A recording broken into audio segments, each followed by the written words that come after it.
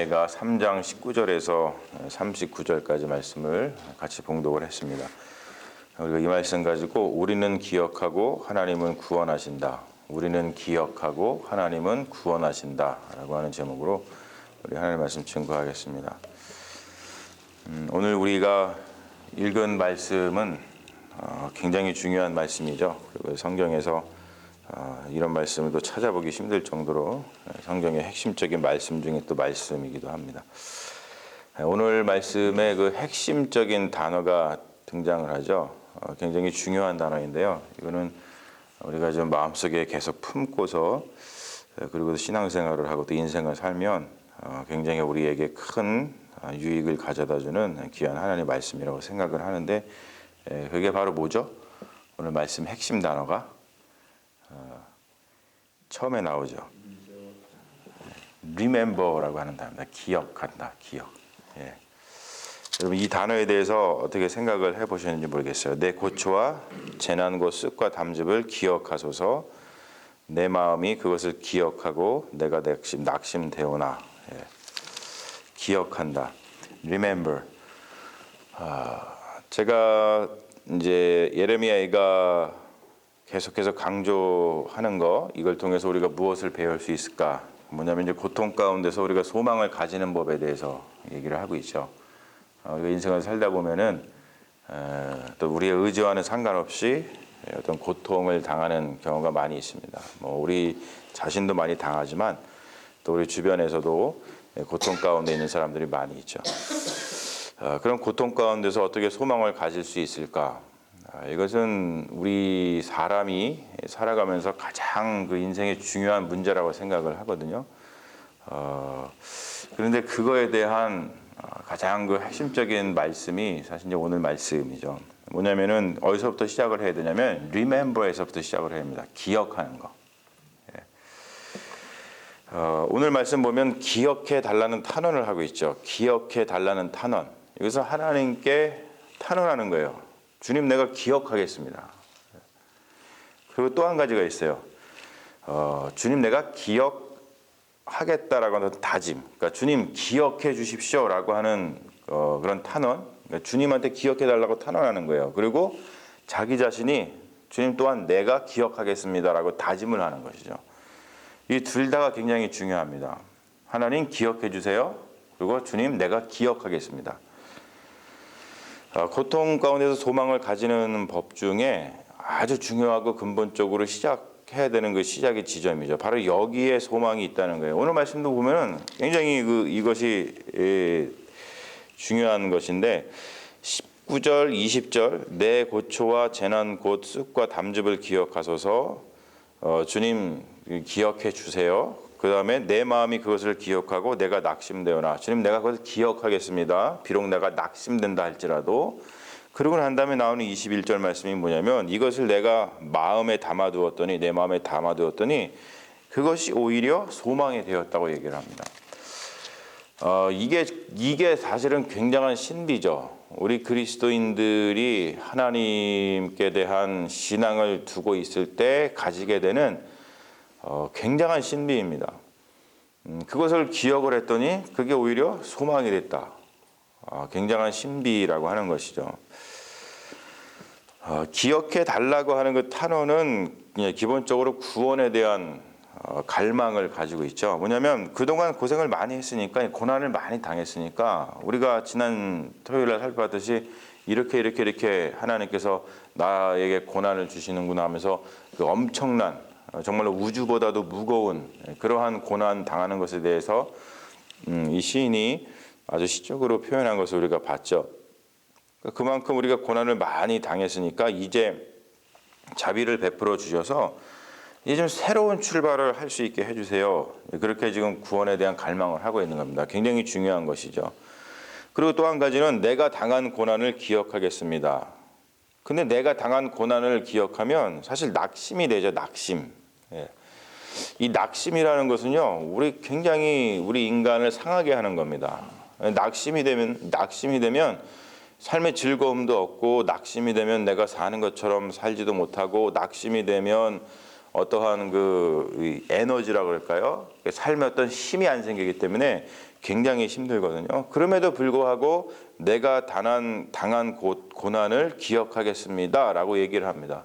그러니까 이 말은 뭐냐면 다른 말로 표현해서 진실을 회피하지 않겠습니다라는 말입니다. 진실을 회피하지 않겠습니다.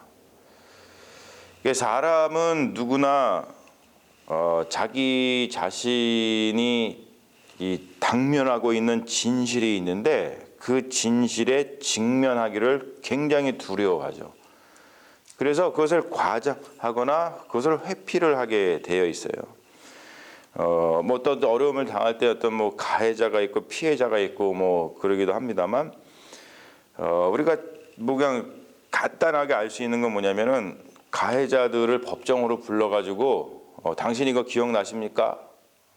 이러이러한 일이 있었었는데 이런 진실이 있는데 이것에 대해서 당신이 인정하십니까? 라고 재판정에서 할 때 하나같이 그 가해자들이 하는 말이 뭐죠?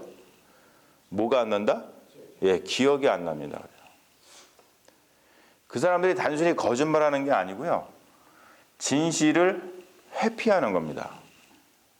근데 주님 내가 지금 기억하겠습니다 라고 말하는 건 뭐냐면 내가 겪는 그런 진실을 회피하지 않겠습니다. 이것은 단순히 가해자들 뿐만이 아니라 피해자들에게도 해당이 됩니다. 피해자들도 내가 당한 고난에 대해서 그 진실에 대해서 과장하거나 회피를 하는 방법으로다가 그것을 피하는 것을 볼 수가 있죠.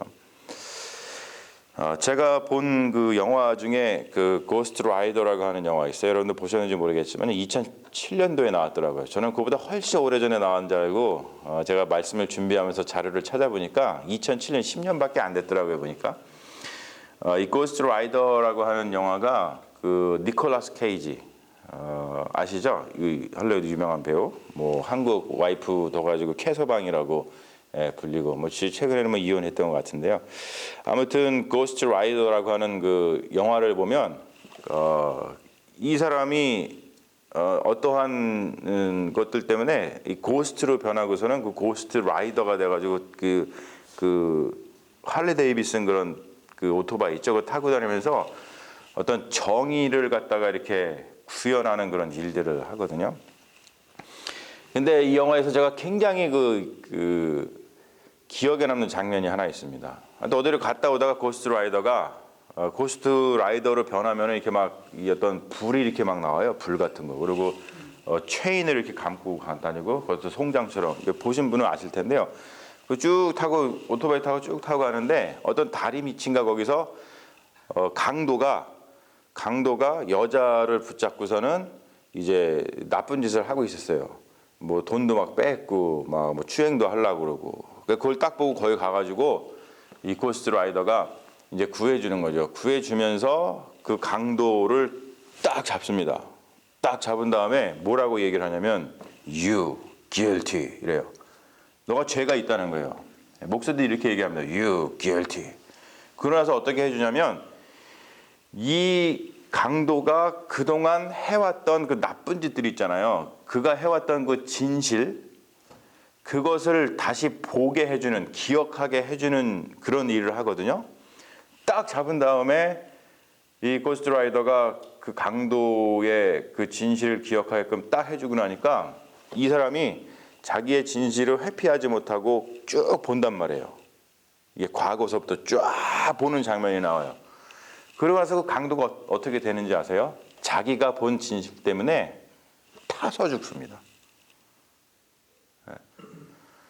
뭐냐면 우리가 진실을 직면한다는 건 그만큼 어려운 문제라는 것이죠. 진실을 직면했더니 타 죽어요. 그 진실 때문에, 자기가 범한 죄의 진실 때문에 타 죽습니다. 이건 굉장한 일이죠. 그만큼 우리가 무엇인가를 기억한다는 것, remember라고 한다는 것은 단순히 그래 내 기억해 이런 측면이 아니라 그 어떤 당한 고난, 진실, 그것을 정확하게 직면하는 거예요. 거기에서부터 우리가 소망을 가질 수 있다는 것이죠. 이게 지금 여러분들한테 얼마큼 다가오는지 모르겠어요. 이게 굉장히 중요한 거거든요. 사실은 우리 인생에 있어서. 여러분, 불행 당하는 일, 내가 지금 막 불행을 당하는 한이라고, 그리고 또 내가 당한 불행 속에서 갇혀 있는 거, 이것은 죽음과도 같은 일이에요. 하나님이 우리에게 주신 것은 생명이지 죽음이 아니잖아요. 그런데 우리는 불행 당하는 걸 통해서 죽음처럼 살고, 불행 당한 일에 갇혀 있어서 우리는 죽음처럼 살아가는 경우가 많이 있습니다. 우리가 하나님의 생명을 신뢰한다면, 생명을 주시는 하나님, 하나님은 죽음이 아니라 생명을 주시는 분이라는 것을 신뢰한다면, 오늘 시인의 고백처럼 어떤 고백을 하게 되냐면, 여호와는 나의 기업이시다라는 그런 신앙 고백을 하게 된다는 거예요. 여호와께서는 나의 기업이시다. 이거를 사도 바울은 뭐라고 얘기를 하냐면, 사나 죽으나 나는 주님의 것이로다. 그렇게 고백을 하거든요. 그러니까 여호와께서 나의 기업이시다. 나의 재산이 나는 여호와밖에 없어요. 이런 뜻이거든요. Inheritance, my portion. 그러면 거기에 소망이 있다는 거예요. 거기에서부터 우리는 소망을 가지면서 우리에게 어떤 새로운 삶을 하나님께 간구할 수 있다는 것이죠. 그것이 이제 깊은 신앙인데요. 이게 이제 신비로운 것이죠. 어떤 키르케고르가 깊은 신앙의 단계를 이야기할 때 Leap of Faith라 해가지고 어떤 신앙의 도약에 대해서 얘기를 하거든요. 그것이 이제 어떤 그 아브라함의 이야기를 통해서 이야기를 하는데, 아무튼 그런 깊은 신앙에 대해서 기독교 전통에서는 깊은 신앙이 무엇인가에 대해서 많은 그 경험과 어떤 연구들이 되어 있습니다. 근데 오늘 말씀을 보면 깊은 신앙을 가지고 있는 이 시인이 하나님에 대해서 고백을 하고 있는 게 뭐냐면, 첫 번째로 뭐냐면 멍에에 대해서 얘기를 합니다. 우리가 어떤 삶의 어려움, 고난, 고통 이런 것들이 오는데 그건 멍에라고 표현하잖아요. The yoke, Y-O-K-E, yoke. 근데 그 멍에가 주님이 지어주시는 거라고 얘기를 해요. 이거는 웬만해서는 고백할 수 없는 것이죠. 왜냐하면 멍에를 하나님께서 지어주신다라는 생각을 할 때 오히려 하나님을 신뢰하지 못하고, 하나님이 어떻게 나에게 이렇게 멍에를 매줄 수 있어? 그리고서는 하나님을 이렇게 모른다 그러고 하나님에게서 마음을 돌릴 수 있는 상황이거든요. 근데 오히려 하나님께서 나에게 멍에를 지어주신다라고 고백을 한다는 건 대단한 고백입니다. 그리고 또 고백을 하는 게 뭐냐면, 멍에를 지어주실 때 잠잠히 견뎌야 한다라고 얘기를 해요. 오늘 말씀 보면. 우리가 가장 못하는 것이 이거죠. 여러분, 우리가 단군 실화 같은 거 보면은 이런 류의 이야기가 나와요. 곰하고 호랑이가 동굴에 들어가 가지고 마늘 하나 먹으면서 100일 동안 뭐 했어야 돼요? 견뎠어야 되는 거예요. 다른 거 아닙니다. 견뎌야 되는 거예요. 그 견딘 거를 잘한 곰은 사람이 됐지만, 그 견딘 것을 잘하지 못한 호랑이는 그냥 짐승으로 살아가는 거예요. 자기 자리를 지키는 거, 우리가 참 잘 못하는 거예요. 보면은. 근데 정말 깊은 신앙 가운데 있다는 건 뭐냐면, 잠잠히 그 가운데서 견디는 거예요. 견디는 거.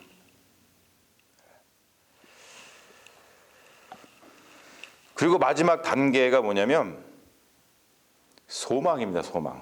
주님께서 구원하신다는 소망을 갖는 거예요. 이게 굉장히 어긋나죠. 여러분 보세요. 누가 멍에를 매게 해주신다고요? 하나님이 멍에를 매게 해주신다는데, 근데 결국에 그 멍에 매게 하신 그 하나님이 건져주신다는 거예요. 이게 어떻게 보면 굉장히 파라독스합니다. 모순돼 보이죠. 그렇죠. 굉장히 모순돼 보이잖아요. 그러니까 우리가 흔히 생각할 때는 멍에는 어떤 사탄이 주고, 그리고 구원은 하나님이 한다, 이런 식으로 대립되게 생각할 수 있어요. 그렇죠?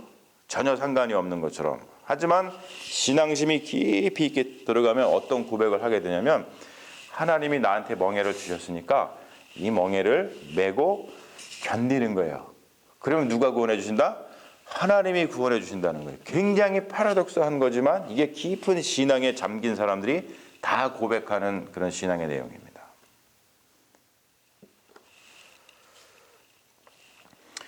여러분 열등감 컴플렉스라고 아시죠? 열등감 컴플렉스. 열등감 컴플렉스가 뭐냐면 불행의 탓을 나의 어떠한 열등한 요인으로다가 돌리는 것을 열등감 컴플렉스라고 얘기를 합니다. 그러니까 만약에 이런 거죠. 아, 내가 뭐 좀 부잣집에서 태어났으면 내가 지금 이렇게 살지 않을 텐데 서포트 잘 받아갖고 뭐 교육도 잘 받고 뭐하고 해가지고 잘했을 텐데 하면서 자기가 지금 불행한데 그 불행한 탓을 어떤 열등한 요인에 돌리는 거예요. 거기에 갇혀 있는 거죠. 근데 이거는 우리가 흔히 아는 컴플렉스입니다. 근데 알프레드 아들러라고 하는 그 세계 3대 심리학자 중에 한 명이 있어요. 이 알프레드 아들러가 얘기한 컴플렉스가 뭐냐면 우월감 컴플렉스라는 게 있습니다. 우월감. 들어보셨는지 모르겠어요. 이게 뭐냐면 불행 자랑입니다. 불행 자랑. 불행 자랑이라는 말을 들어보셨어요? 뭐냐면 사람들은 자기가 겪은 어떤 불행한 일들을 특별하다고 생각을 한 다음에 자신의 불행함을 내세워 가지고 남을 지배하려는 성향을 가지고 있다는 거예요. 불행감, 불행자랑, 우월감 컴플렉스라고 합니다. 그러니까 불행을 통해서 자기 자신을 특별한 존재로 만드는 거예요. 근데 여러분 이게 굉장히 건강하지 못하고 굉장히 자기 자신을 해할 뿐 아니라 이걸 가지고 다른 사람들에게도 엄청난 해를 끼친다는 거예요. 그러니까 오늘 말씀에서도 보면은 기억한다는 것을 보면 우리가 사실 가해자도 그 케어가 필요하거든요. 어떤 어려움이 당했을 때 이제 가해자 피해자가 없을 수 있습니다만 대개 이제 어떤 어려움이 있으면 가해자고 피해자가 있기 마련인데 가해자도 이 그런 어떤 그 트라우마 같은 거에서 벗어나게끔 도와주는 게 분명히 필요해요. 그런데 우리는 흔히 이제 그 피해자에 대해서 많이 생각을 하잖아요. 근데 피해자의 입장에서도 오늘 이 말씀 속에서 보면은 이런 어떤 불행 자랑이 어떤 우월감 컴플렉스로 가가지고 그것이 자기의 인생도 망칠 뿐 아니라 주변에 있는 사람들의 인생도 어렵게 만드는 경우가 있는데 거기서부터 우리가 건짐을 받는 방법은 뭐냐면 자기가 당하고 있는 어떤 고난에 대해서 고통에 대해서 지금 오늘 말씀에 있는 것처럼 직면하는 것에서부터 시작한다는 거예요. Remember 하는 것에서부터 시작을 해야 된다는 것이죠. 이러한 열등감 컴플렉스, 우월감 컴플렉스 그 안에 갇혀가지고 우리가 사는 것들은 전혀 건강하지 못합니다. 왜냐하면 하나님께서는 우리에게 생명을 주시는 분이지 죽음을 주시는 분이 아니라는 것을 우리는 분명히 알기 때문이죠. 생명이 풍성하기를 원하시는 하나님, 그리고 하나님께서 어떠한 분인지를 성경을 통해서 아는 것은 굉장히 중요합니다. 호세아서 4장 6절에 보면은 이런 말씀이 있어요. 내 백성이 지식이 없음으로 망하는도다. 내 백성이 왜 망하냐? 하나님이 어떤 분인지를 알지 못하니까 망하는 거예요.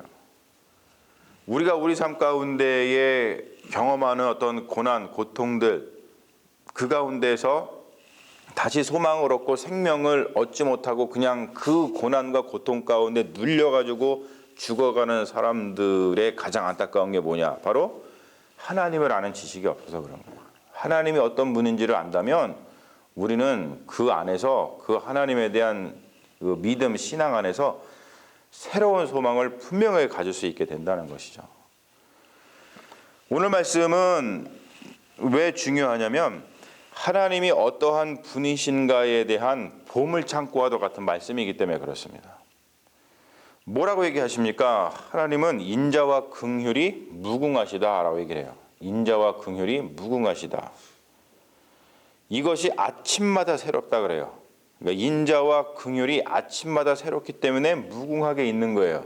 여러분, 인자와 긍휼이 어저께도 긍휼이고 그 인자가 똑같이 어저께와 똑같은 인자고 그러면은 사람이 이게 계속 참을 수 있겠어요? 아침마다 새로워져야지 뭔가 나에게 뭔가 왔을 때 그걸 다시 받아주고 그럴 수 있는 것이죠.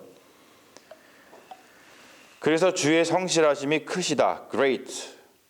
그리고 또 한 가지는 하나님께서는 기다리거나 wait, 참는 거죠. 기다리거나 구하는 자, 찾는 자, seek. 찾는 자에게 선하시다. 구하라 그리하면은 찾을 것이요. 그런 말씀처럼 선하시다. 그리고 하나님께서는 멍에를 지우시지만 다시 구원해 주신다.